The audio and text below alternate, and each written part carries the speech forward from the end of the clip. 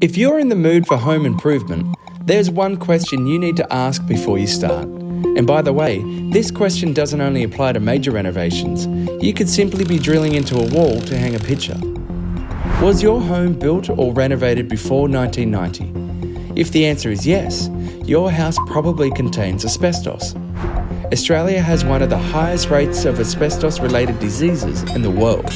It kills about 4,000 people every year. That's more than 3 times the annual road toll.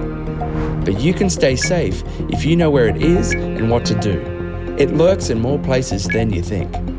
Let's start outside. What is your house made of? Asbestos fibre houses are still very common.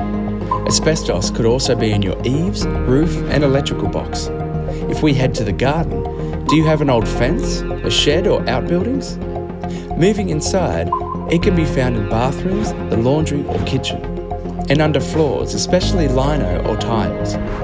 So what can you do to stay safe? 1. Know where it is. If in doubt, get the material tested or assume it is asbestos. 2. Don't disturb or damage it. If it is in good condition, leave it alone. 3. Replace it if damaged. If broken, weathered or damaged, fibres can be released, risking your health. And finally, seek professional help to remove it. It could cost less than you think.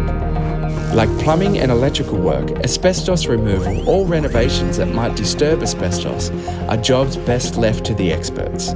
There's lots of places you can go for help and advice, including our website, www.asbestossafety.gov.au.